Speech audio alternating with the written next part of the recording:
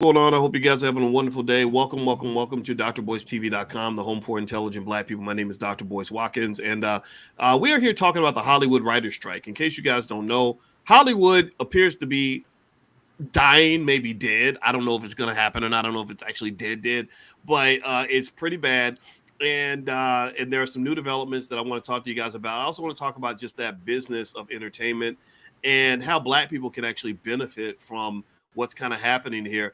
And to join me in this important conversation is Tiara KJ Williams, aka Miss Black Hollywood. How you doing today, T? I'm good, thank you. Good. And so we as you guys come in, I'll give you guys kind of an update. Basically, it looks like this strike is going. It's bigger than ever. It's the first time since 1960 that both the Actors Guild and the Writers Union have both joined together in a strike simultaneously. First time since 1960. The person who led that strike, Tierra, was actually former President Ronald Reagan.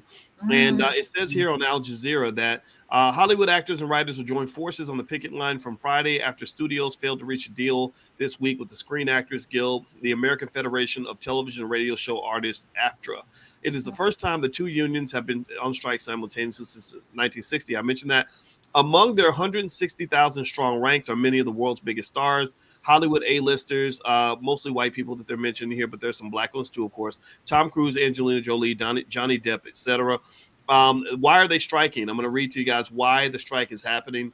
And then as you come in, Sharif and Cordero and Ruth and Don and Stacy, I just want to say hi to y'all because we appreciate y'all. And if you could please hit that thumbs up button, thumbs up, share, subscribe, all that stuff, and give me a yes or no if you agree with the strike. But the reason they're striking here, according to Al Jazeera, is the industry-wide shutdown follows a role about pay and the impact of artificial intelligence with film studios and streaming services. The two unions failed to reach an agreement on a fairer split of profits and increased safeguarding around artificial intelligence rights. The unions are concerned about contracts that keep up with inflation, residual payments in the streaming era and putting up guardrails against the use of AI mimicking their work on film and television shows. All right, so do you guys agree with the strike? How do you feel? Do you support it? Do you not support it? And so, Tiara, I want to ask you. You know, you have a lot of experience in Hollywood. You have done everything. You've been you're a great actress. You're a great writer, director, producer. You've done it all. What's the environment right now in Hollywood? I think we can start with that question. I think for the most part, there's just a lot of uncertainty. People are not sure what is going to happen, how long it's going to happen. If you go down to all around all the studios, you can see people outside picketing. They're out there. We're honking. Just people are in the trenches. Really, really demanding. They're fighting for their rights, fighting for their lives. Really fighting for. Okay, I so think so. when you say fighting for their lives, what do you mean by that? I mean, like, are they threatening to kill them, or I'm No. kidding. I'm being a jerk right now. So like, what do you mean when you say fighting for their lives? You're talking about basically like, so economically, it's hitting hard. Who do you think is being hit the hardest? The studios or the actors and actresses and writers? The actresses and the writers. Definitely, those people that have been on the ground, that have been working the shows, that have been dedicating countless hours to making sure the productions go up, and they're there on time for your consumption when you want to turn on Netflix or on TV. Yeah, it's the people that have been on the front lines this whole time. Okay, so all right, so I'm gonna read more to you guys about this strike. And as you come in, please hit the thumbs up button, thumbs up, share, subscribe, all that stuff.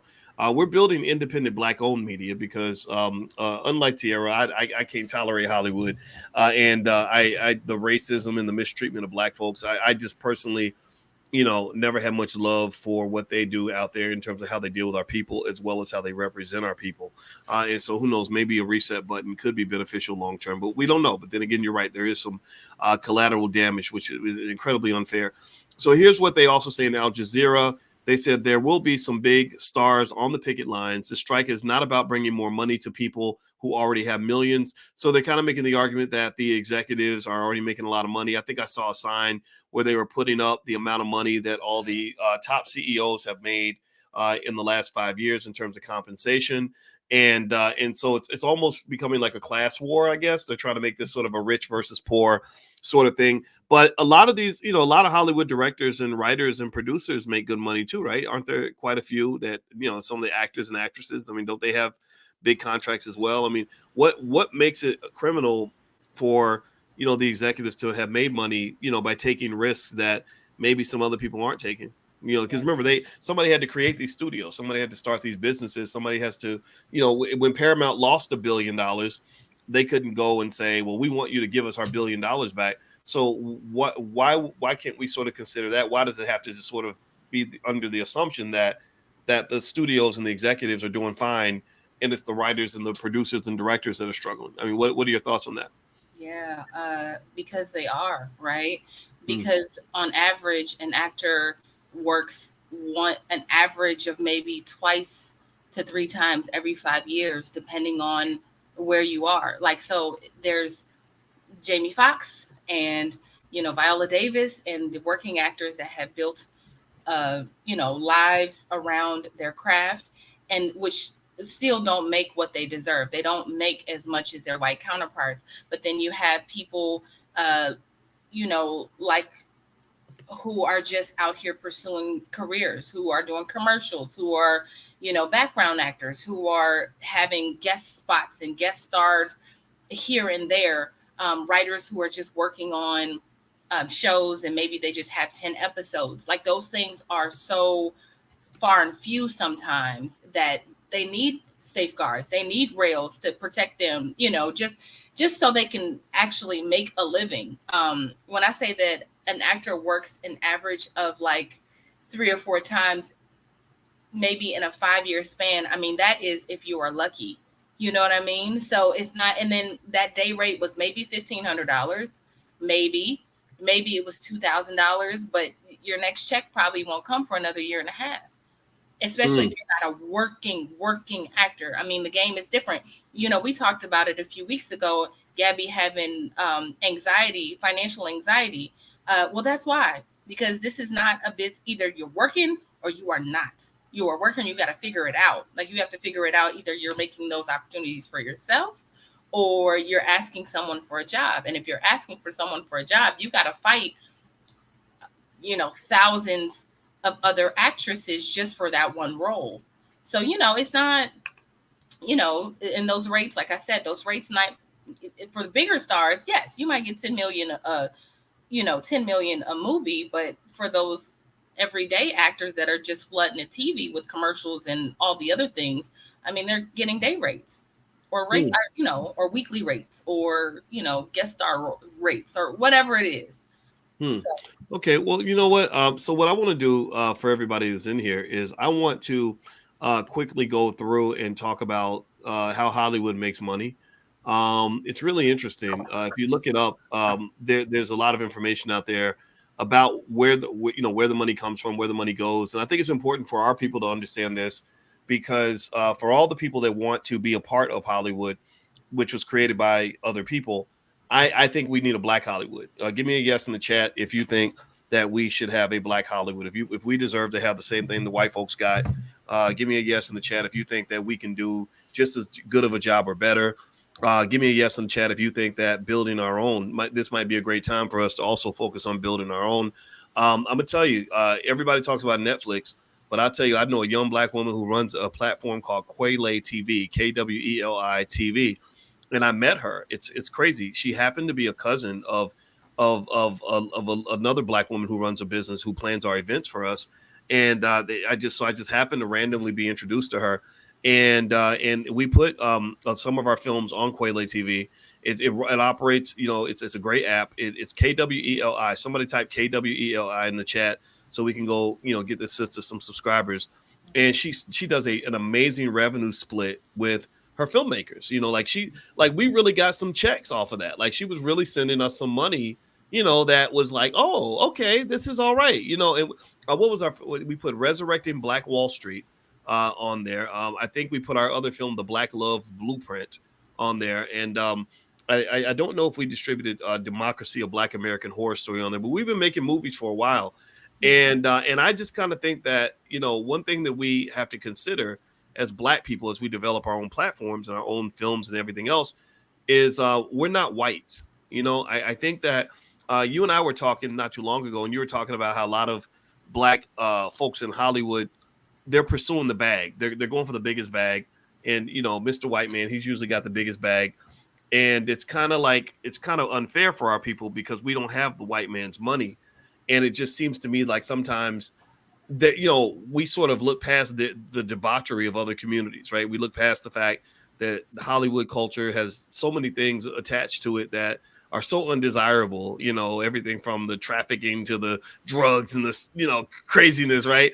And it's like, but we look past all that because it's like, oh, but they have money though, so that makes it okay, and we don't have money, which makes us less than. I don't like that. I kind of think maybe in order for us to create our own, we have to have an open mind in terms of understanding that it may take a different kind of business model, right? Like maybe you're not going to put $10 million into a movie and hope that you make 30 million or 40 million. Maybe you're going to put 10,000 into a movie. Maybe you're going to put 30,000 into a movie. Like all of our movies, the last movie we made, B1 the movie, which comes out this summer, we're going to release it in Atlanta. Um, I don't think we spent more than 30 grand on it. Our people love it. It's got all of our movie stars in it. It's got the Riza Islam and Queen Afua and Dr. Claude Anderson and Julian Gordon, who's the only Black person I know who's helped Black people acquire $250 million in real estate. Ain't no famous person in Hollywood ever helped Black people acquire $250 million in real estate. Julian's done this. So do you think that maybe that's part of it too? That maybe sometimes being forced into this uncomfortable situation is going to push us to start being more creative, not just in terms of what we do in front of the camera, but what we do behind the camera and what we do in the boardroom, in terms of how we structure our businesses. What are your thoughts about that? Yeah, I just think it, like you said, it just really depends on how the deals are structured because, you said that you guys did a movie and you brought in your movie stars, but do any of those movie stars receive a royalty off of every sale Mm, that you have? Does anybody make money except for your company? mm, Like, what does that mean? And then if you guys made it for $30,000 and had to pay mm-hmm, the full crew and everybody, that means that people came in and they worked and then that was it, and then that was it, right? mm-hmm,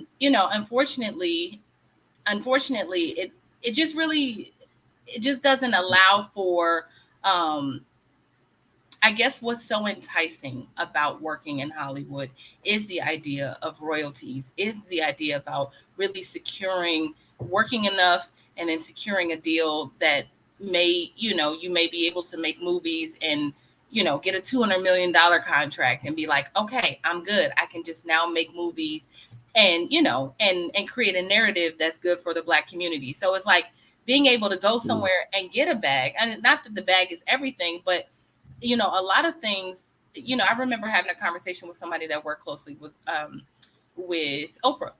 And she was saying that one of Oprah's goals when she started OWN was to put Black content on there that celebrated Black men, that, there was just all of these like intentions that Oprah had that was really like bigging up the Black community. I mean, whether mm, you watch it and you think that OWN does that or not, it is what it is. But that was her intention, right? To put quality content on her network that showed us in every single light. And so she had to go somewhere to get that bag, to get the money to do that and to build the network up. So regardless of how, what how you look at that or if you judge that or not, it's just like that was her path, that was her road. But I do agree that if we could structure deals that, where we could all make money and it wasn't just like, okay, so I always feel where you don't always have to work with your own and receive less, mm. like where you can't pay your bills, you know? Yeah, yeah, I think that's a good point, right? And to really speak on that, I was in Tariq Nasheed's movie, one of his Hidden Colors movies, Mm-hmm. and I think Tariq paid me $500 to be in the movie, Mm-hmm. and I was really ecstatic to get the 500. I didn't even ask for it. I was happy about it, and the reason I was happy about it is because there were so many other benefits from being in a Hidden Colors movie Mm-hmm. beyond the money, you Mm-hmm. know. And so I really kind of think when you're talking about building an industry, like these big checks that Hollywood studios write to actors and directors and all that now, they weren't writing big checks like that when Hollywood first got started. They Right. were doing more of a bartering system. A lot of the actors and actresses in the early parts of Hollywood, when they were first building the industry, they weren't making insane amounts of money because you got to create that value. You have to create those monetization streams. And I think that for Black folks, I think that if it does make sense that you want to make money, but also people should understand the difference between the easy route to being in an industry versus the hard route. The easy route is to go into an industry that's already established, hope that someone gives you an opportunity and they write you a big check. The hard route is when you create something from scratch. Like if I go and I own an NFL team right now, I'm going to instantly make millions of dollars. But the hard part is that I can't get anybody to let me be an owner of an NFL team. That's already locked down. But if I had gotten if I were part of that group in the 1920s that bought the Chicago Bears for $100, I could have gotten in on the ground floor of that. And now I would have had to wait to secure my bag. I would have had to invest to secure my bag. I would have had to put labor of love, over time and be patient to secure my big bag. But once you get the bag, like the, the Hallis family that's owned the Bears for 100 years, they got a gigantic bag, and it didn't happen overnight. It didn't happen because somebody gave them a great job. And I think that for Black industry, I do think it's kind of patently unfair because I go through that a lot. I'll do a project and I'll say, look, this is how much money we have. Like when we for example, we put together the Fly Nubian Queen Network. It was like, I'd be like, look, we ain't making no money, but we can put you out there and you can be in front of the audience, but we don't have money, and so but then somebody would say, well, if I was working for white people, they'd be paying me this and paying me that. And I'm like, but you're not white and neither am I. We're not operating in a mature industry. This is new, and I know that whenever I've been in any documentary, I have never, ever, I think Tariq is the only person who ever paid me to be in a documentary. I can't think of any other documentary I've been in. It was free. It was more so about exposure or something like that. It was a barter, or a trade. Like, hey, you do my documentary, I'll do yours. That's what me and Lamar Tyler did. And so I kind of think being more creative about the business model might help, as opposed to the sort of standard that says, I'm going to go in and I'm going to get a job, do the job well, and then someone's going to pay me to do the job, and they're going to pay me a lot of money. That works well when it works, but then if it doesn't work, then what happens is that either, we've frustrated, or another example would be like Viola Davis saying they pay white people more than they pay me. Well, you're not white. I don't know who told Viola that she was white. She's not white. She's a beautiful, dark-skinned Black woman. She's never someone like her, in my view, is never going to get paid what a Meryl Streep or whoever she compares herself to is going to get paid, because that industry was not created for Black people. It just wasn't. When I listen to the story of Disney, I've been going through the book Disney Wars and hearing the mindset of the people that built Disney from crap to what it is now. And I heard a lot of names like Katzenberg. I heard them talk about Eisner's experience growing up in a Jewish, neighborhood. There was some other, David Geffen. I think he's from the Jewish community. I heard a lot of Jewish names, but I didn't hear a lot of Tyrones and Mohammeds and none of that, right? Because that was something they built for themselves. And I don't know if Black people are ever going to win when we're like constantly like, hey, we want to come in too. Like Mazel Tov, like I'm one of y'all. Like no, you're not. Like, and I just don't know. I probably sound like an asshole for saying that, but maybe it's about time somebody like told us that, like that you're not white, you're not Jewish. Like you got to build something of your own. They sacrificed to build that industry, and I'm not putting them on a pedestal, but that's what they did. There's a whole book about it called "How the Jews Invented Hollywood." Why can't we study that and then sort of start that process of developing something so that maybe in a generation we can be writing those big checks to our most talented actors and actresses? What are your thoughts? Well, I mean, I think that for me personally, that has been a goal of mine. We have, Boyce, you and I have done several films together. While I have also run a company here called The Real Network, I've also worked for big networks like CBS and Paramount and you name it, I've kind of worked there. So I think just finding a balance between all of that, it doesn't have to be so extreme all or one. Maybe I take some of the techniques that I've learned over here, so we can make quality content, and it's not just some shit that we all threw together. I mean, not that they define television, but they do. There is a platform. They do teach you how to make TV in a way that works, right? Obviously, it works because it's been working for hundreds of years now. So, I learned that, and I bring it back. I bring it back to you. I bring it back to we bring it back. We make it work. So I just think finding a balance. I'm never against like building something that Tyler Perry has. I feel like we can give it up for Tyler Perry, who kind of also started his own, but straddled that fence, but figured out how to make it work for him. He was able to still own what he has. He's bought a network. I mean, you could say that is Black Hollywood, because I mean, there's at BET and Viacom, there's gonna be nothing but Tyrone and them working at Medea TV. That's what they're gonna be doing. That's where they're gonna work. And so I'm eager to see how the industry flips after Tyler Perry kind of takes over and he has a whole network. So that will be interesting. My thoughts are just that. Like, I think you can do both. It doesn't have to be one or the other. I know that's been my experience, and so those are my thoughts on that. All right, and those are great thoughts. My name is Dr. Boyce Watkins, and I'm speaking with Tiara KJ Williams, aka Miss Black Hollywood, and we are talking about the Hollywood writer's strike and new developments in the strike and whether or not Hollywood's actually going to die. If you could do me a favor, please hit the thumbs up button right now. Thumbs up, share, subscribe. Make sure you hit the notification bell, because sometimes Black channels get shadow banned, and we don't want that to happen. So if you could, please hit the notification bell. That way you can make sure that you get notified when we go live. Also, you can follow Tiara at Miss Black Hollywood on Instagram. Are you on Twitter too? No, I'm not on Twitter. Okay, you got to get you a Twitter, because y'all have the big strike going on, so we got to get you on Twitter now. And also, if you want to find me on Instagram, you can look me up at Dr. Boyce Finance. That's my new Instagram. The old one, they chopped it down. I don't know. We talked about Katzenberg and now the Zuckerberg, and the burgers be having power. The Bergs got power, and then they decided that they wanted that this black man should not have an Instagram page. So that's my 433,000 followers gone. But the good thing, Tiara, and this is what's important, I think, for us to keep in mind is, we were ready. Like, we don't expect, like, I think the best thing that's really helped me as a black man in a white man's world, or in a world that white men have so much power, is, I manage my expectations.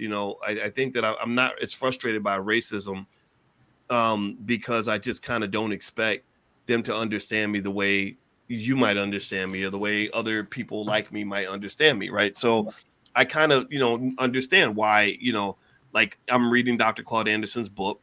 He's got some opinions that don't fit the popular political narratives. I read these books openly online. That was my mistake. I read his books out loud. Next thing you know, I get accused of hate speech. And on one hand, it's unfair, it's wrong, but you don't see me screaming about it from the rooftops, because I never expected it to be fair.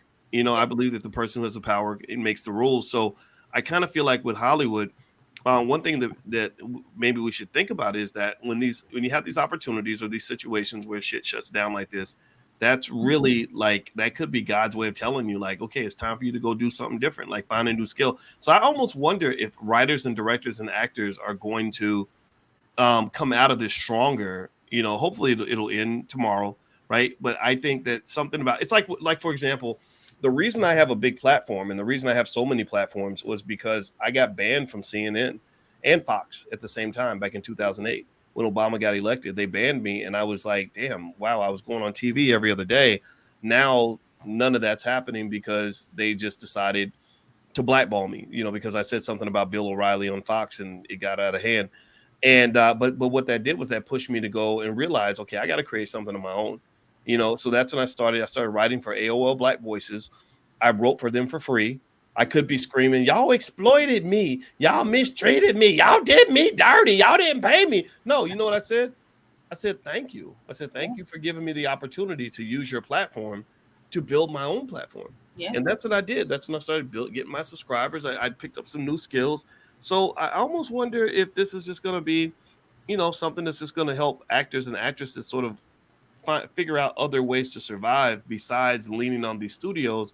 Because I know a lot about capitalism. Capitalism's not a friendly game. Corporations are not your buddy. They don't give a damn about you.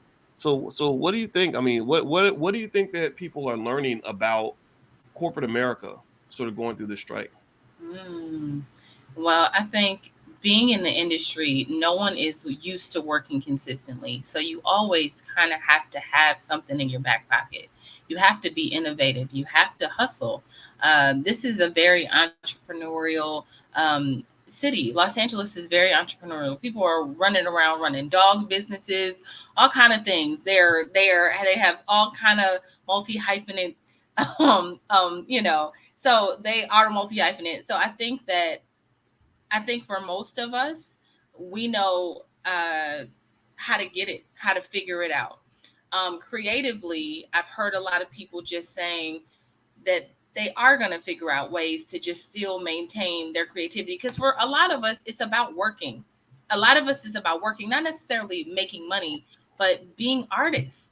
Like we study all these years to do all these things, whether that's singing or acting or whatever, so we could perform them and give our gift to the world. It's not all just money and all of that. So a lot of the artists that I meet, that I see, would work on stage for free, will work in independent films for free.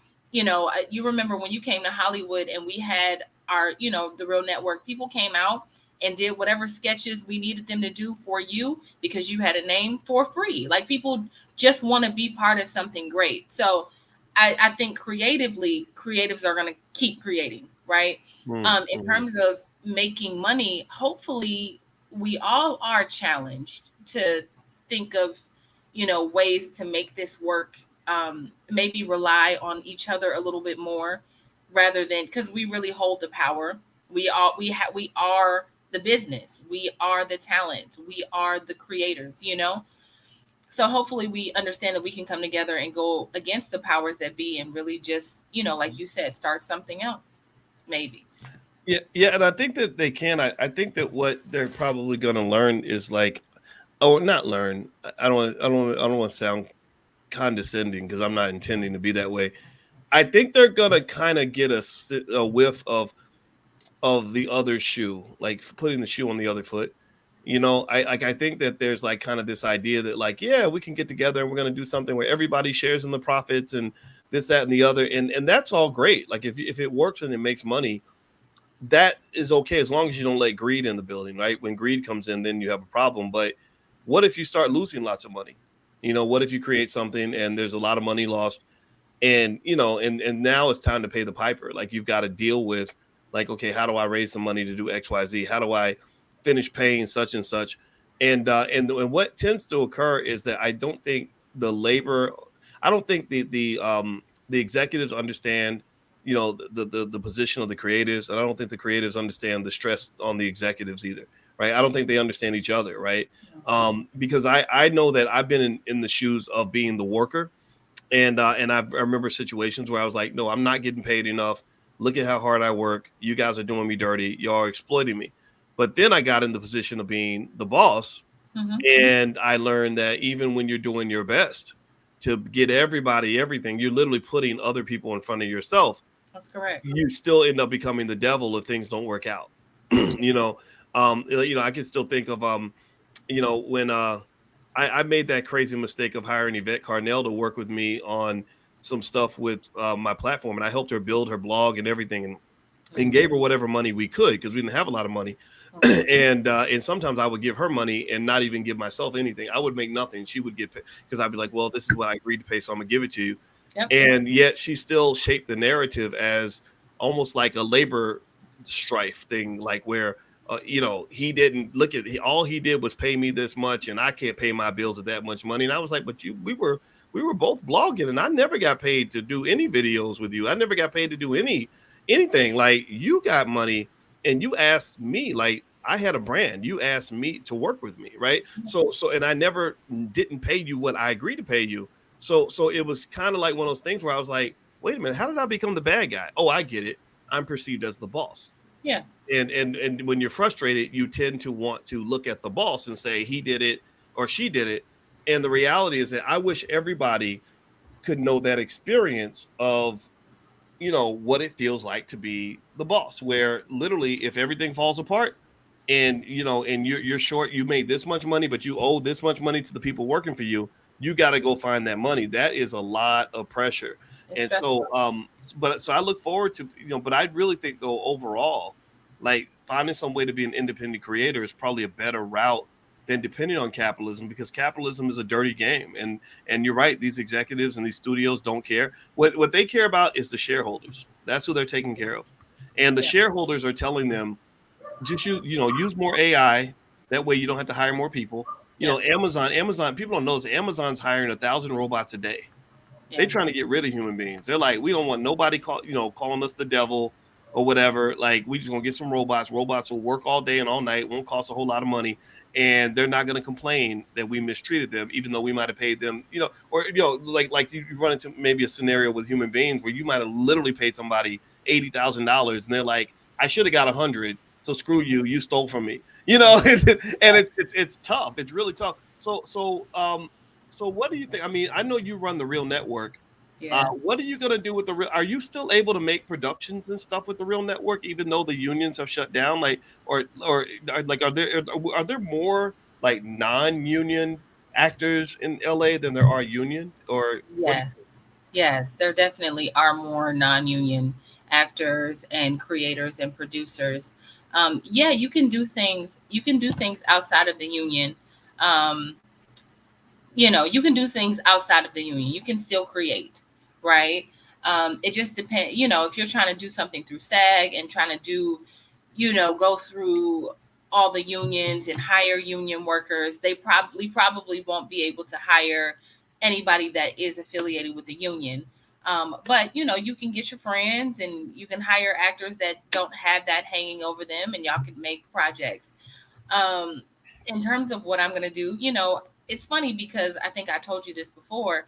Um, we've had to pivot as a company so many times. I mean, creatively, we have produced content of every kind for clients of every kind. So we created content of every kind for clients of every kind, right? So that Mm. means if you want a book, if you want a little mini commercial for your business, if you want consultation on how to start a podcast or write your own script or whatever, um, we help them do that. So it's really just depends on what people need and what the times are calling for.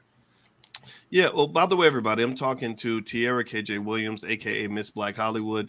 We're talking about the Hollywood writer strike and what's going on out in LA and the economics behind it, just the predictions, stuff like that. If y'all could do me a favor, please hit the thumbs up button, thumbs up, share, make sure you subscribe, hit the notification bell so you can make sure you get notified when we go live.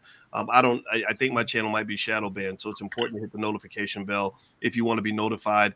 Also, my Instagram is Dr. Boyce Finance. So if you'd like to follow me on Instagram, you can follow me at Dr. Boyce Finance. And last but not least, if you want something free, I am going to send out a profit alert of a stock that I'm going to buy tomorrow. So if you'd like to be on the text list to receive the profit alerts each week, just text the word stock to 31996. Text stock to 31996, and I will send it out. I'll also send you our $5 a day investing plan that can take any family from poverty to wealth in less than a generation. And I'll send you a training on how to make money without working and a lot of good stuff that will really help you. And I think that a lot of folks in Hollywood should be studying in the Black Business School, Tiara. Like, I really think that like I think that like when I go to LA, I said it before and I'll say it again. I was astonished by how many like amazing, hardworking, super talented, absolutely gorgeous people there are in LA. Like just just in good shape physically, like eating vegan food and working out, just really like ready, like really ready. And what's interesting to me is that studios are able to exploit what I perceive to be a supply demand problem. That there's only a few studios you can work at, and all these people that are clamoring to get in these studios because they built a whole dream. They spent their whole lives dreaming about being with one of these studios. The studios have been marketed to these people. You've been marketed. Disney's been marketing itself to you since you were little. So you formed a whole dream around connecting with Disney. The problem is that Disney ain't been dreaming about you. You know, to Disney, like, oh, there's 1,000 of you where you came from, you know. And like I told my daughter in the car, she's an actress, singer, all this other stuff. I said, Zendaya is a great star at Disney and very talented. I said, but they picked her because they tested her. They tested 100 Zendayas and they found the one who worked. You know, notice she's racially ambiguous. She could be a black girl, but she could be an Indian girl. She could be a Latino girl. She could be. He said, well, why is that? Well, that's because Zendaya will sell internationally. They're thinking about the numbers for the international box office.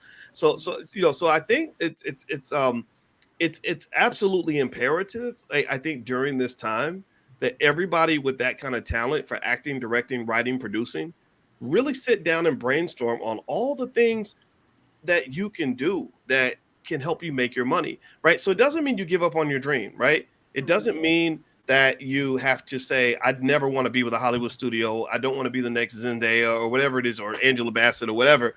It just means maybe you don't have to get your how can I say this? You don't have to make your money from the same place that you fulfill your purpose, right? Like maybe your acting and your directing and producing doesn't have to be the way you get your money. Like that's what I pitched to our 12-year-old daughter. I said, how about we just, you know, get you some stocks and some real estate and that you manage or whatever. And then you can go do all the acting, singing, and dancing that you want because you're not trying to make money. You're doing it because you just really love it. So you don't have to do like a dumb dog food commercial, you know, where you're the ghetto girl who's trying to like get her puppy to eat the food. You know what I mean? Like you could pass over that because you're not doing it for money. What do you think about that? It's just a thought. I think that's great parenting. You know, if my mama would have said that 20 years ago, you know, or whenever, I would have been like, yeah, let's do it, you know.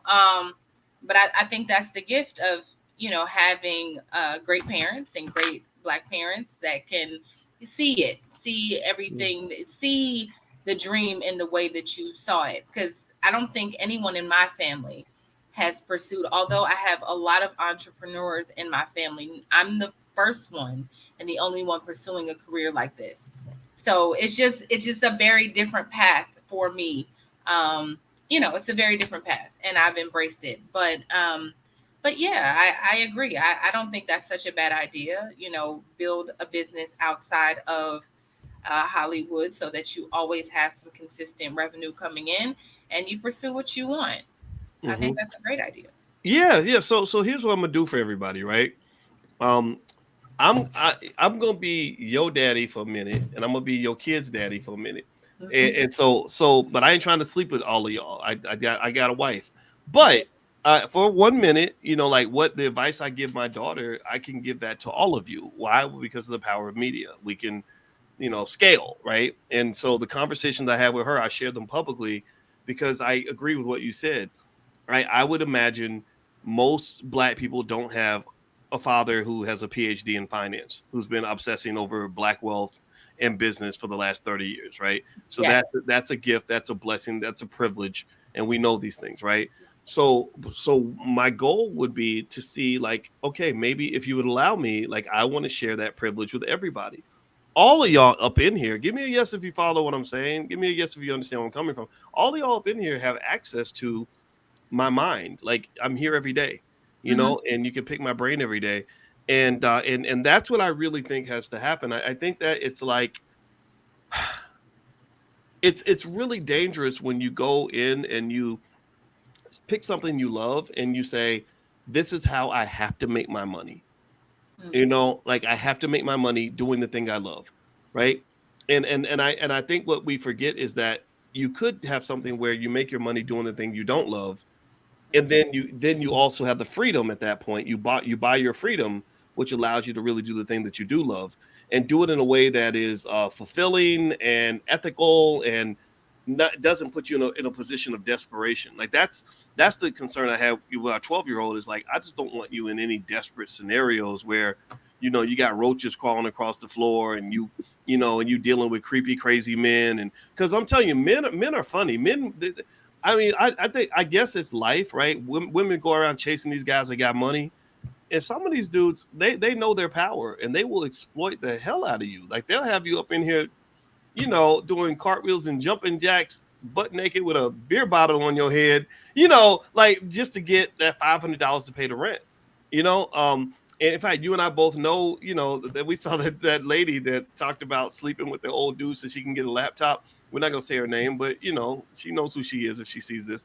And it was like, if I was your daddy, I'd be really embarrassed right now. I'd be kind of mad. I'd be like, no, my daughter's worth more than a laptop, and I think all of our kids are worth more than a laptop. Our sons too, So I think that this is, to me, when I just look at Black Hollywood, I look at the way Hollywood treats Black people, I see the exploitation. I don't even consider even the ones who are successful. I don't consider them to be the lucky ones, because in some cases they seem to be successful because they were the ones who were willing to do the most degrading thing to get that opportunity. Some of them just got there from raw talent or whatever, like a Denzel maybe, or whatever, or an Angela Bassett talent. But you and I both know that some of them got there because they had to lay down on the casting couch. They had to get on their hands and knees, let somebody massage their booty a little bit, because Hollywood is a weird, debaucherous place.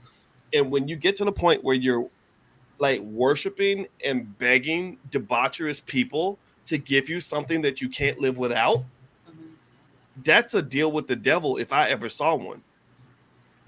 Like it's one thing if I'm trying to get an opportunity from somebody who loves me. It's another thing if I'm trying to get an opportunity from a crazy pervert who hates my guts. And that's my thought. So let's go ahead.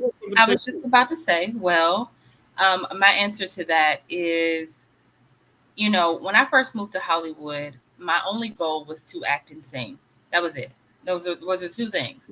And I ended up getting, I was cast on a tour. I went out on a tour, and Blair Underwood happened to be there. And I'm inquisitive by nature. I have a journalism degree. And so when we were out on the road, I mean, everybody that you can think of was on the road or coming out to our shows, from Stevie Wonder to, I mean, just every night it was just like the Black Hollywood gold. It was just amazing. And at any point I could go to Morris Chestnut's room and say, Mo, I got a question.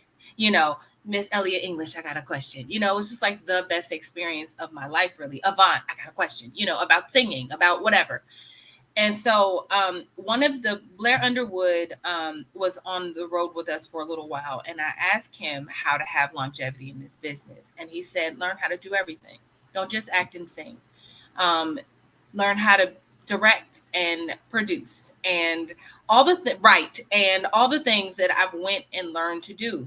I took that very seriously. I got off the tour and I started to work in reality TV, and I started to produce on some of the biggest shows on television, right? So to me, that was the answer to not ending up on the casting couch. Let me go get these skills on how to produce, how to direct, and then, how to write. And I've worked professionally doing all those things. The problem was, at some point, I looked back and said, damn, I spent 10 years producing film and television, and I haven't really gotten to work my TV and film and sing, right? So here I am, like, at my young, vivacious age, trying to do the things that I wanted to do initially. And so I think, sometimes it can just end up being a situation. So I love what you said about real estate that doesn't demand you to be there, or, the passive income, the concept, just all of that. So it's not like you have to be where you have to be to make the money. But I would have never, had I not gone on that tour, had I not asked those questions, I wouldn't have the skills that I have today. Like, you can literally put me anywhere and I can be valuable to everybody in one way or another. So just, creatives that are, but I know some other creatives who are are bull. I just want to be an actor. That's it. That's all. That's it. That's what I saw for my life. And they suffer. So, yeah. Well, I like that a lot. And I think it's important to just remember, with entertainment, when I first came into it, and I spent some time in Hollywood, I came into it just as a business-minded person. I was a business school professor, so I saw the business side of it. Like when I give my kids these boring lectures, like I was explaining to 12-year-old today how Beyonce is a corporate product, just like Pringles potato chips. Yeah. And basically that, she's not the only beautiful, talented singer. Like the black community is full of beautiful women that can sing and dance and everything else. It's because somebody put money behind that brand and made you feel like the Beyonce brand meant something. That's why, my wife was down there with 100,000 other people watching her in a concert this weekend, right? And so I feel like those are fundamental skills for Black people, because you have to build something. You have to create your own industries. You have to have the ability to have a plan B. So these negotiations, I'm concerned that actors and writers, especially Black ones, are going to really lose, because I don't really know if they have a plan B. Like, I don't know if they really know, like, if you're talking about like Disney versus the writers and actors, I believe Disney could find other actors and writers who are willing to go along with whatever terms they had in place, but you can't really get another Disney. It's hard to do that, right? Because you think about it, you leave Disney, you're like, okay, I'm gonna call Paramount, I'm gonna call Warner Brothers, and the list is pretty short. But again, Disney picked Zendaya, but they had 100 other Zendayas. They tested to see which one would work the best, and that's how they picked her, right? So I would say, so let me give some more information about this strike, because I think it's really fascinating here. In terms of some of the terms that are coming up, one thing that they mentioned are wage increases, which sound reasonable to me. So the unions want increases that make up for the high inflation, said attorney, entertainment lawyer Jonathan Handel. Wages differ depending on the performer, but a non-background actor's minimum rate for a film with a total budget of $2 million was $3,756 per week at the end of the last contract. Residuals in streaming, I think that's a big one. There's a residuals formula already, but the union wants an additional formula that would apply to shows that are successful and would reward actors in excess.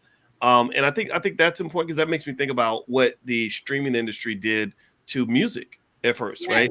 They came in and they were like, "Oh, we want to buy, we want to buy, the rights to this music that you don't even use anymore. Do you mind?" And they're like, "Yeah, sure, thank you. We can make some money off of this thing that doesn't, seem to have much value." And then they saw them making billions off of something they sold them for pennies on the dollar. And in a way, you get pissed off. It's like, I don't know. It's like some dude coming and marrying like your ugly ex-girlfriend, and you didn't want to talk to her because you didn't think she was valuable. And then suddenly you see that everybody wants her. Or maybe like that toy that a kid has where he doesn't want to play with the toy, but then he sees some other kid loves the toy, and he's like, "Oh, hell no, you're not gonna play with my toy." And I kind of feel like that's and another thing it reminded me of was when I was reading Disney Wars, and Michael Eisner, who's the CEO of Disney in the 80s, he went through the old vault of all the Disney films, Cinderella, Snow White, Sleeping Beauty and all that. And he said, "Oh, it's probably worth about 200 million." And then when Jeffrey Katzenberg and him, and he kind of put them out again, they made like over $100 million in the first year. So Disney stock price like quadrupled, because people are like, "Wait, oh, there's all this hidden value that we didn't even know was there." And this is why I think people should understand business, because business shows you how to monetize. It shows you, when people talk about like knowing your true worth, people don't really know their true worth. If you don't know business, you don't know your true economic worth. You think you do. You kind of think you do, but people tend to either overestimate it or underestimate it. Because if what do I mean by that? Well, if you don't know business, and then you sell yourself short, like you say, "Okay, I can do this job.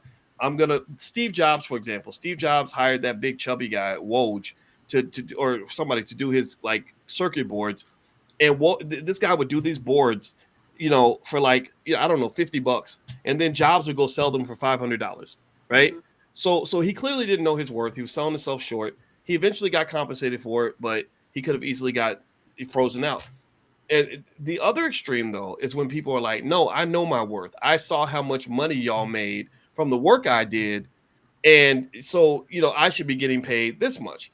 Like if I put out an album, I should get, like Megan Thee Stallion did this actually, where she was like, "I'm Megan Thee Stallion. I'm supposed to be getting this much money. If I put out an album, I'm the one who's doing the rap and I'm the one who's making the song or whatever." But what she doesn't understand, because she doesn't know business, is you don't realize you weren't the one who took the risk.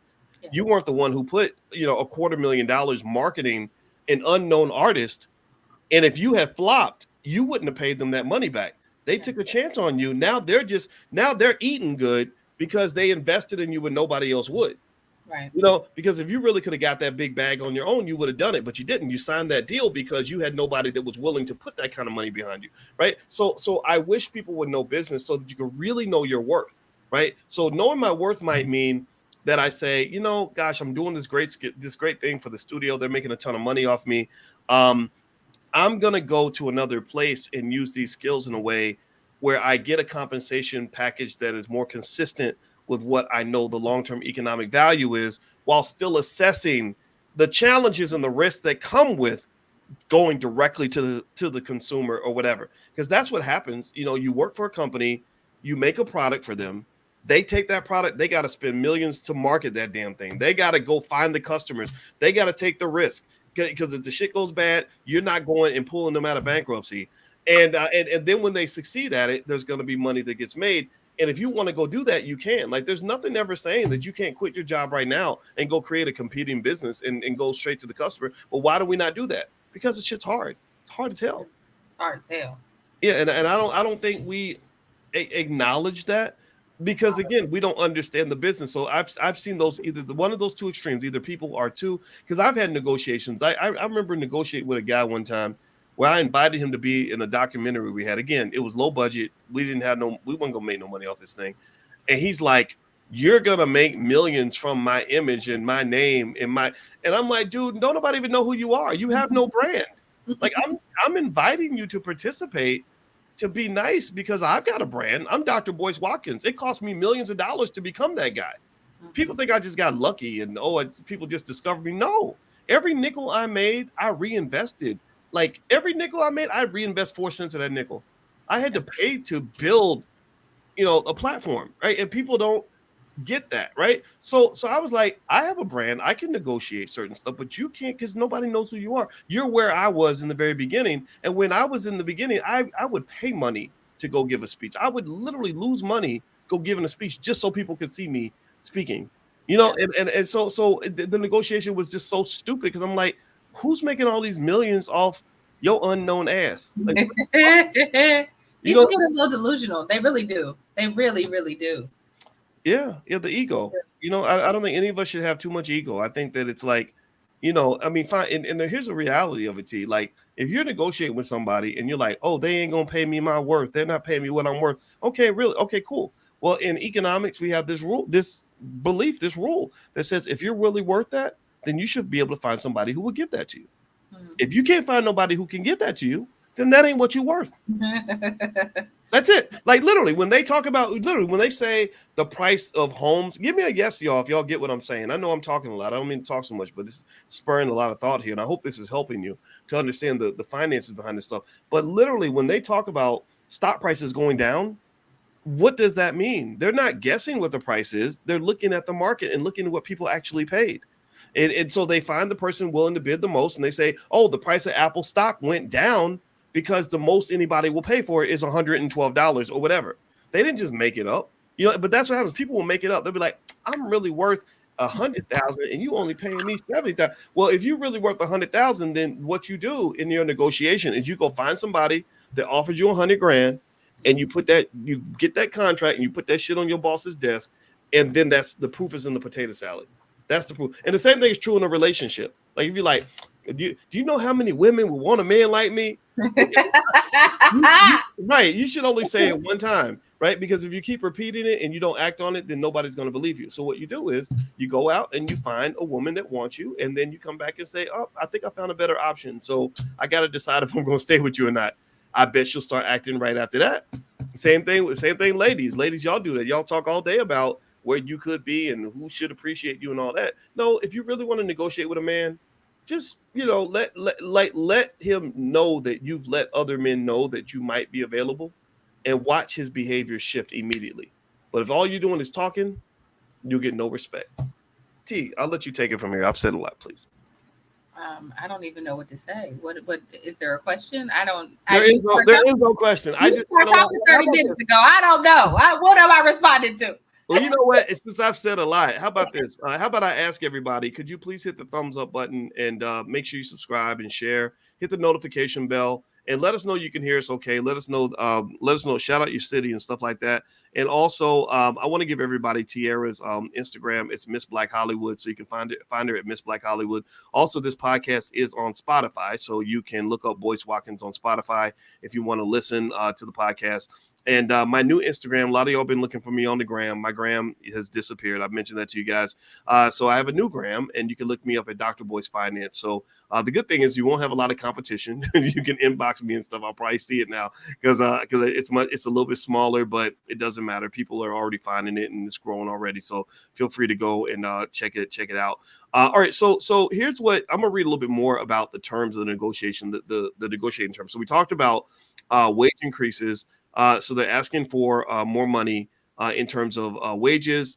They're also asking for residuals in streaming. I think that's a big one because the streaming model has really upended just the movie business in general. And it's a complicated process, right? If you create something big like Paramount had Taylor Sheridan that created Yellowstone, and then they gave him all this creative freedom because he created their blockbuster hit and they got all these subscribers. But Paramount lost $1 billion that quarter because they were just paying him all this money to just do whatever he wanted.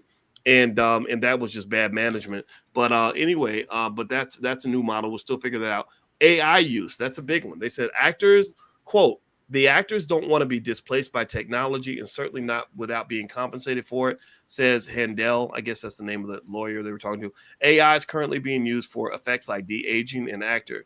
But according to SAG-AFTRA National Executive Director and Chief Negotiator Duncan Crabtree Ireland, among studio suggestions for AI is the ability to use the likeness of background actors who've been paid for one day's work in perpetuity without pay or consent. That's awful. I know people that work background. I know people that are background actors that literally make a living that way. That means that they will not be able to work again just once, and they'll probably play them the minimum, like $100 for the day, between $100 and $300 for the day for a 12-hour day, and then forevermore they get to use their likeness. That's unfair. Go ahead, Boyce. Yeah, that's very unfair, and in a way, it's like. What's happened now is like your face and your image have become like an album or a movie that you make. Like if you make an album or a movie, your family's supposed to get those royalties forever. Yes. Right. And I feel sorry for anybody who signed contracts back, say in the 70s or 80s, where they would write shit that sounded just ridiculous. Like we have the rights to use your likeness forever in all throughout the universe for all perpetuity. Like they literally would be talking about other planets and stuff, and you're like, what are you talking about, right? But really, when you look at what AI has done alone, it reminds you, like, you got to think about the future. You have to think 100, 200, 300 years in the future. Like, what are the other ways they could exploit that image? And them using your image on Mars could happen one day, or them using your image throughout perpetuity, like making a whole movie. And I loved how Black Mirror did that episode. Joan is awful. Yeah, that was, you know what? I feel like that was a big FU to Netflix. Like I feel like the Black Mirror creator, Black Mirror is the best show ever in my opinion. I love that show. I can watch. That's the only show where I can watch the old episodes again and just be freaked out. It's so good. Yeah. And he didn't want to make any more episodes, any more seasons. He was done. And then suddenly he came back. And I saw him throwing all these jabs at Netflix all throughout like the first 2 or 3 episodes. And I said, he's mad at Netflix and he's just using his creative freedom to like talk shit about him. Mm-hmm. Oh, did you get that? Did you pick up on that? Now that you say it, I guess so, huh? A little bit.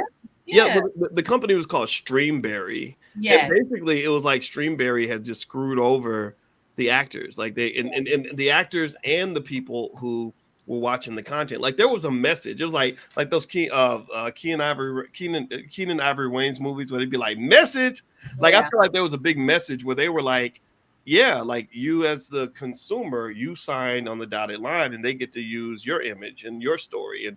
And then you as an actor, you got screwed too because you signed over XYZ. Now they're, and I just thought it was brilliantly done and so intriguing. And so I almost feel like this AI thing, it's gonna be tough. Yeah. I mean, this idea. I mean, think about this. This means they could make a movie starring Michael Jackson right now. Yeah. Literally. Literally. That is so crazy, right? But so cool. I mean, but so cool at the same time. But it is very scary for creatives. Like, it's very scary for us because it makes us so disposable.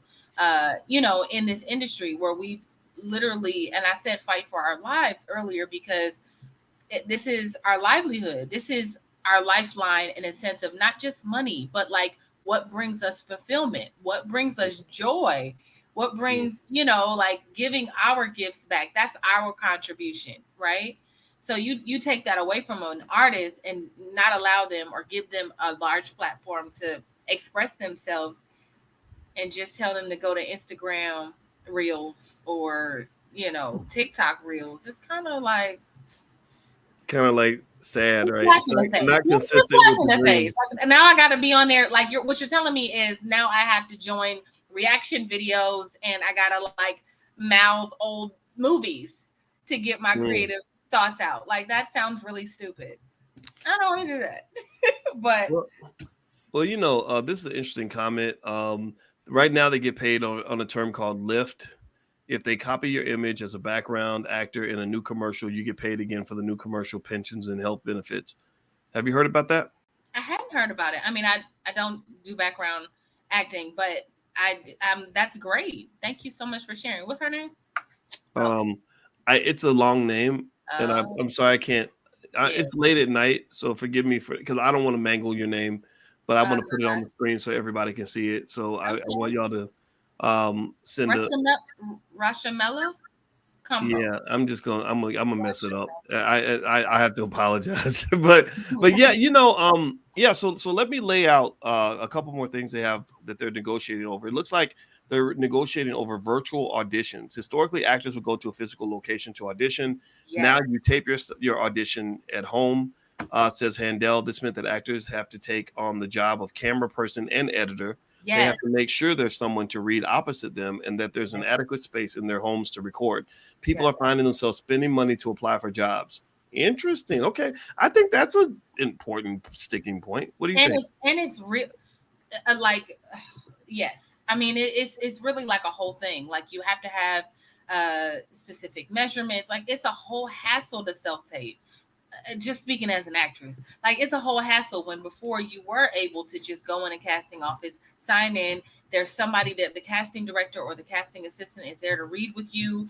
That way you don't have to, it's just a whole thing. Like you said, you got to edit. Like, so people are taking on those costs that would typically be put on by the production. Like, we're eating them. They're saving that money. The production offices are able to save that money. Okay. All right. So they said virtual auditions are a sticking point for actor Tally Medell, who appeared in films like Everything, Everywhere, All at Once, and goes by the they, them pronouns. Okay. I don't know why that was relevant for the article. Medell, right. Medell does at least, and this is why a lot of Black folks are mad at Hollywood, because y'all pushing that stuff down people's throats. Medell does at least one self-tape per week. Yeah. If they need to rent out a studio space, I guess they is Medell. Not okay. See, let me stop. Boyce, I know, right? That's why I don't Instagram. Read the article, boys. Read the article. Don't start. I'm trying. They won't let me. They be stopping me. I be trying. All right. Read. They won't let me focus. Lord. Okay. All right. So let's see. If Medell needs to rent out a studio space, they can cost $15 to $40 per hour. They say, or Medell says. I'm gonna mute myself. Y'all, I'm so sorry, but it is really. I'm gonna mute myself. I'm not. No comment. There has to be some sort of compensation for the amount of work that we're putting into the self tapes. They say. Okay. They say. As with the writers' wages. Account, or as with writers, actors' wages account for taxes, team members such as managers, agents, get their own commission on top of actor pay. And for the unpredictability of the industry, you're working from job to job. There are periods where you're not working. Production shut down. As far as what the strike means for actors' day-to-day work, they're barred from doing the various duties of the jobs, including acting, singing, and dancing on camera, and voice acting and narrating off camera. They're also barred from doing any promotion or publicity surrounding their forthcoming projects. The Oppenheimer actors left the film's London premiere before its screening on July 13th. As it pertains to the rest of the industry, any remaining operations will cease for the time being. One estimate is that 80% of production is shut down, so the remaining 20% will be shut down. And that's going to harm the legacy companies like Paramount more than Netflix, says Handel. First, streaming giants like Netflix don't necessarily need to rely on American talent and can produce internationally. Oh, that's a big one, right?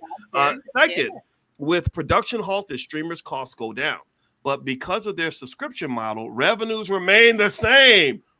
Ooh, so they still making their bread. Did y'all hear that? Did y'all catch that? Yeah. Did y'all catch that? They're still making the same money because y'all not dropping your Netflix account. I did. Did you? Oh, just out of poaching. I did. That's adorable. I mean, I live here. Like, this is real. Like, That's I know. Listen, I had to give up that subscription. That's right. To hell with Netflix. So that's interesting. So their revenues remain the same, but their costs go down. Ooh, and I'm a shareholder, so it's very interesting.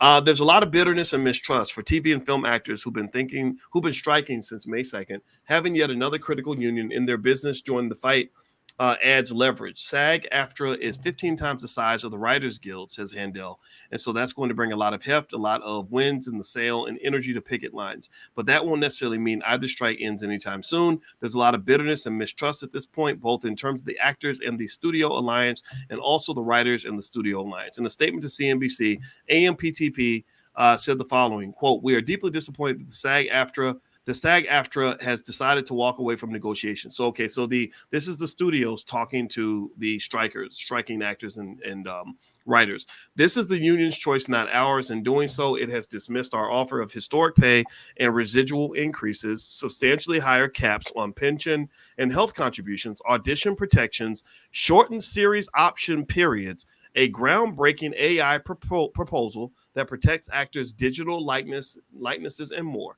Both Handel and Hadart predict the strikes will continue into the fall. I would hope that sometime in late September, early October, they'll come to the same resolution. So, have you, as an actress, had a chance to see what they've actually proposed, or is this like top secret information, or what? No, I haven't seen the email come from SAG what the terms are. I have not seen that yet. Okay.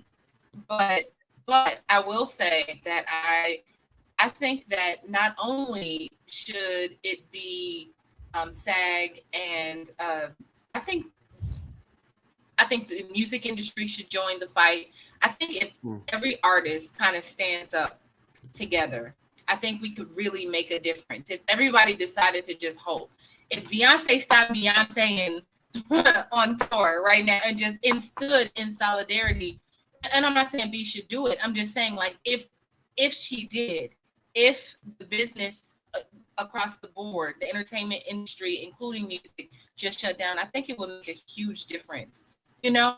But I have not seen the terms, but I feel like everybody should join the fight.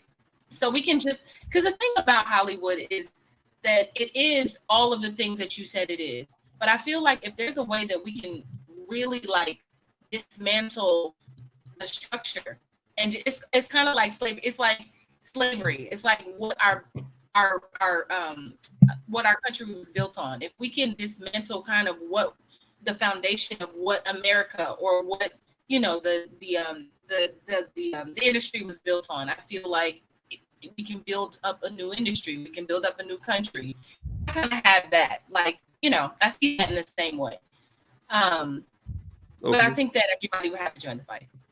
Well, I hope that it happens. So I'll tell you what, speaking of strikes, UPS looks like they're on the verge of a strike. And I see Mad Dog asked me about it. Do I have any thoughts about it? I don't have any thoughts about the strike yet. I have some friends that work at UPS. I'm going to hit them up and see what they're thinking about it. They said that a strike by the Teamsters could significantly disrupt deliveries. Let's see here. The strike is looming. I don't think it's happened yet. Maybe I'm wrong. Let's see here. I'm looking to see. They're Why? fighting. Say it again. For, is it for wages, or what? What's the Yeah, issue? they're divided over wages, benefits, and compensation for workers as they Okay. negotiate their new contract before their current agreement expires at the end of the month. Teamsters are pushing for an end to a dual wage system for delivery drivers and to forced overtime on drivers' days off, as well as better workplace protections and a holiday on Martin Luther King Jr. Day. UPS drivers make 18.05 an hour in Arkansas, $21 an hour in Connecticut. UPS made 11.5 billion in net income in 2022 as profits exceeded fourth quarter expectations. The company's 2022 operating profits hit more than 13 billion. Um, Tell the whole this is country, interesting. man. I'm going to just start with a 2102 an hour in Connecticut. I just think that with inflation being what it is, I don't think people can live off that $20 an hour thing. I remember the day where $20 an hour was a lot of money. It ain't that ain't those days are gone, and really you think about just what would it mean if these $21 an hour workers in Connecticut were paid, say, $25 an hour? So what does that number look like? Well, you take just on a basic level, this is simple math that doesn't apply because there's so many other variables, but just on a rudimentary level, four times, I think they said 340,000 workers are in the union, right? So theoretically, let's assume that you had, it gave everybody a $4 an hour raise. Well, 340 times four is what, $1.25 million a year. That's a drop in the bucket for a company like UPS. Their profits were $11.5 billion, $11.5 billion. And the problem with capitalism is that, capitalism's kind of a greedy bitch. Like capitalism's just sort of like shareholders have an insatiable appetite for money, and they're not going to stop. They're going to exploit labor as much as they can. And this is where I get off the capitalism train. I'm not a socialist or a communist, but I'm not a hardcore capitalist.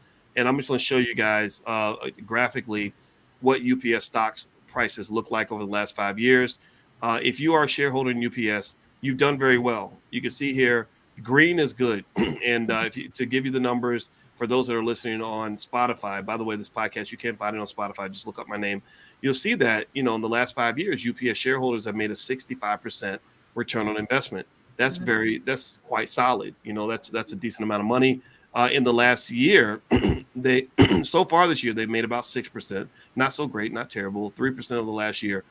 This month, about 5%. So they got some green. It's not amazing, but and here's the other thing, just in case you want to see it from with some other perspective. If you were a person that started investing in UPS back, I don't know, say 2007, 2008, you could have bought it, say $44. It's worth $185 a share now. So the shareholders are doing well, right? And what tends to happen, I think, in these situations is that they're trying to cut every cost they possibly can. Unions are absolutely necessary because if you don't make corporations pay workers, They won't. they won't do it.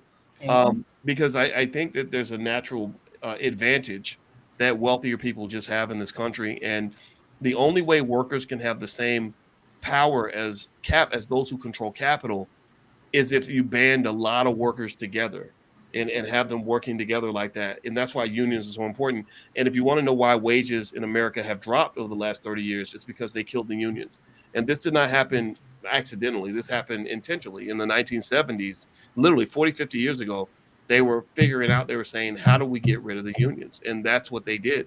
And I agree with you, King Mansa Musa. I'm going to share this, and that'll be the last. I think that's a mic drop statement there. This is why it's important to invest, because if you're investing and you're doing things like the $5 a day plan with your kids and stuff like that, you get to participate in this money train that these corporations are getting. Like, in fact, right now, if you guys text the word stock to 31996, I'll send you the $5 a day plan. It's totally free. I'll send you a training on how to make money without working. That's totally free. I'll send you some other stuff totally free. I'll tell you what stocks I'm buying, all that stuff. Because here's the thing. I don't know what's going to happen with workers in America. I really don't. With AI and your government officials not doing their job and all this other stuff, all these mechanisms that normally would sort of give workers a voice, they're kind of disappearing in America. But what I will tell you is I cannot imagine a world where the smart capitalists are not making money. The people that are running these companies, the Disneys and the UPSs and whatever, They're just good at making money. They're good at knowing where the money resides. And I would encourage everybody, when you have your little bit of extra money, go ahead and like buy, participate in that stock market, so that when they're doing well and they're making money, you can be a part of that instead of feeling like you're locked out of the system. You're not locked out of it. You're locked out of buying stock as much as you're locked out of buying fried chicken or sneakers or going to the mall. You're not locked out of that. Well, if you're not locked out of that, why would you feel like you're locked out of the stock market? You're not locked out of the stock market. It's like sort of, habit and fear that keeps us from thinking, that we can go over here, but we can't go over there. I just want you to pay attention, and because I don't know, I don't see the strike really ending well for the workers. I really think the studios are going to have I don't know. I almost feel like they're just like, okay, how quickly can we replace these people, or as many of them as we can? I really think that that's what they're thinking, and I hate saying it like that, but that's honestly what I think. What do you think? So now, right? They've already. Hey, it looks like your connection is a little. Is she choppy for y'all? Give me a yes if Tiara is a little bit choppy for you guys. You might end up having to turn your camera off toward the end or something, and maybe doing audio because you're chopping big time. Say something. Well, Tiara's all choppy. So you know what? We've been on this camera for a long time. I'm gonna give everybody Tiara's. So Tiara, we'll go ahead and pull you out so we can go ahead and say goodbye. Thank you all very, very much for listening today. My name is Dr. Boyce Watkins, and you're watching drboycetv.com, the home for intelligent Black people. And Tiara, yeah, here you're still choppy in the background. So I'm gonna go ahead and end this for tonight. But anyway, you can follow Tiara at Miss Black Hollywood. And so if you'd like to follow Tiara KJ Williams and take a look at what she's got going on, she's a great actress. She's super smart. She's super good at what she does. Just follow her at Miss Black Hollywood. Me, you can check out my website, boycewatkins.com. You can also follow this podcast on Spotify. I hope you will hit the thumbs up button. Make sure you hit the notification bell so you'll be notified when we go live. And also, if you'd like for me to text you stocks that I'm buying and profit alerts, just text the word stock to 31996. Text stock to 31996. So I'm going to come back probably tomorrow, and we'll also talk about what's going on with the All Black National Convention, which is going to happen October 20th in Atlanta. I hope you are making plans to come on out because we're going to be out there doing our thing. So God bless you guys. Take care. Have a great day, and we'll see you soon. Take care now. Peace.